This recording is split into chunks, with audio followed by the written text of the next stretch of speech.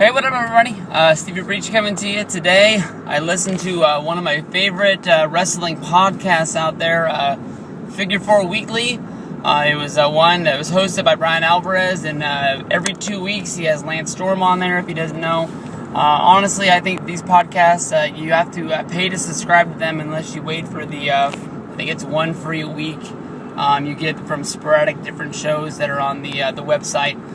Is honestly really worth it.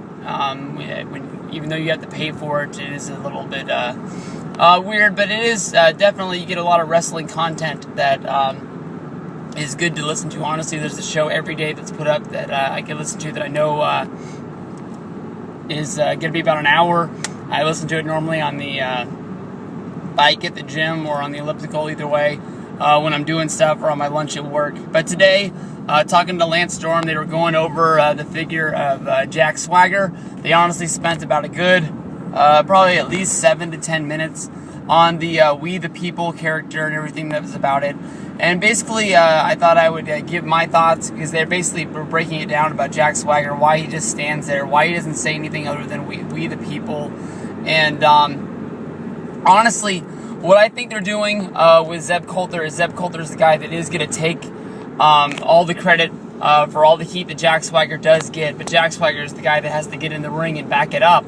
If at any time, the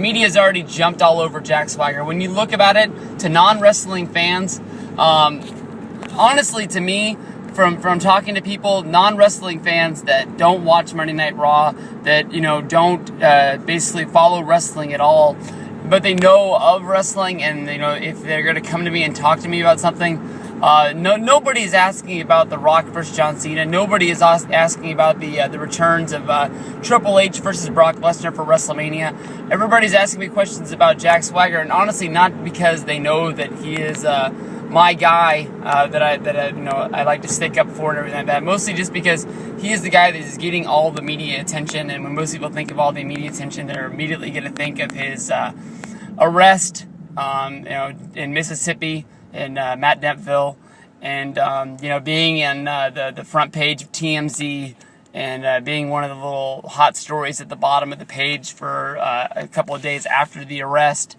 for one of the most clicked stories.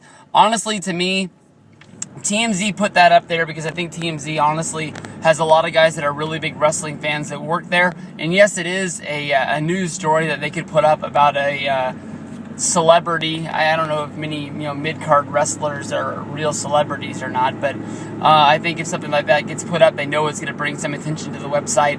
And if you read one story about Jack Swagger getting a DUI arrest, you're more than likely going to read some story about what size Kim Kardashian tits are these days, or something else like that. So it'll bring a different kind of people to the site. But I honestly think of non-wrestling fans that went to the website that day to go to TMZ, even if they were wrestling fans once in a day, I think maybe at least 9 out of 10 people skipped over that story and just went on to the next story about whatever, somebody going to Whole Foods and buying some groceries, and they made some story out of that. But honestly, most people are getting, the stories of Jack Swagger and his We the People and his anti-American speech. And honestly, when you look at this character, you can look at, it doesn't really have a long-term wrestling, storyline to it. He has a real big storyline with Alberto Del Rio.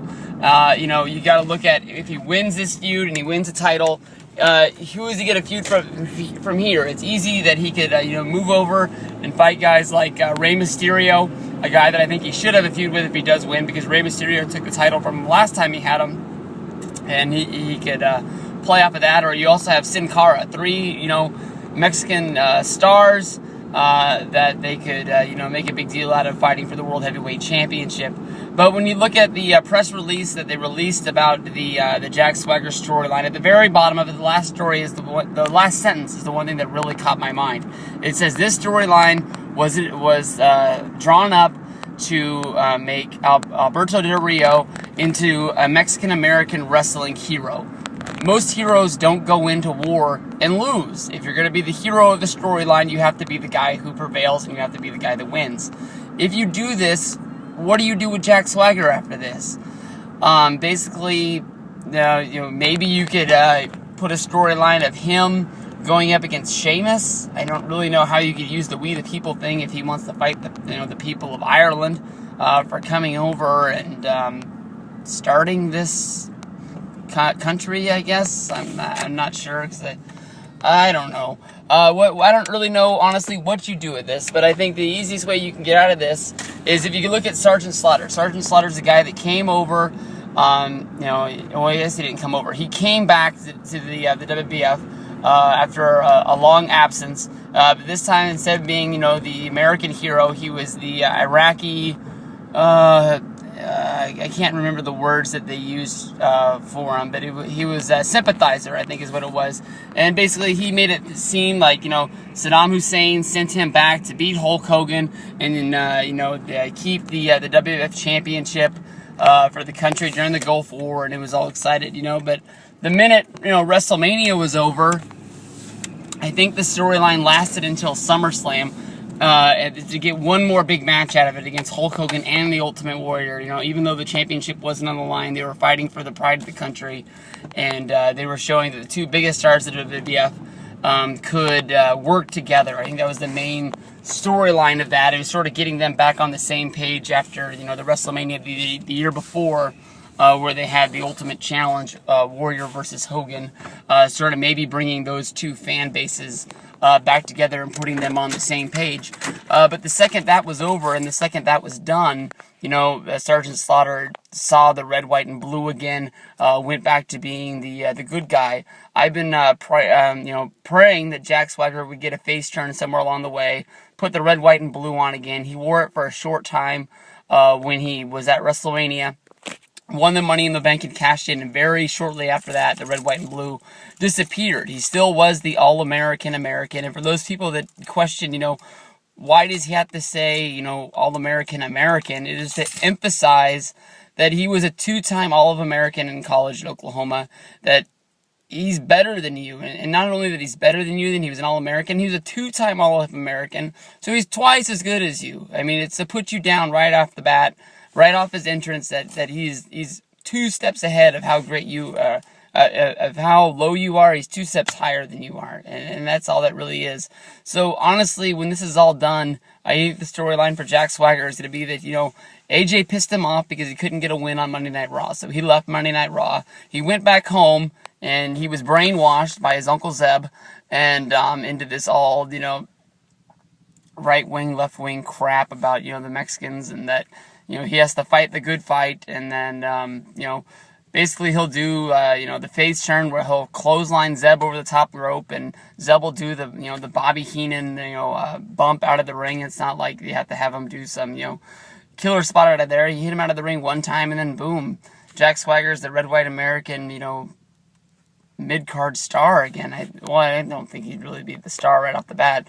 There's a lot of faces on SmackDown right now that would be higher than him.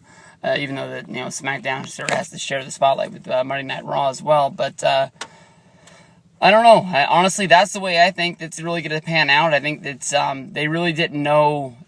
Jack Swagger, since he's came back, has really started this slow style of speech. That way, people really can't pick apart his lisp, I guess you can say, that is really never going to go away if he talks normally. He just talks the way he talks, and that's the way it is.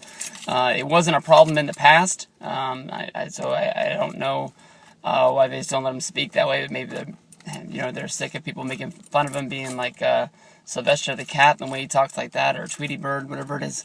But those are my thoughts for Jack Swagger on where he's going from here, and I give him big props on the future, and I'm sure he will have a bright one. If he stayed in WWE this long, and they've run him through the ringer of the mid-card jobber for over a year, and they throw him right in the World Heavyweight Championship match at WrestleMania. He has to be a guy that they've got on their list of guys to push to the top before it's all over and said and done. So I think that's the plan for Jack Swagger.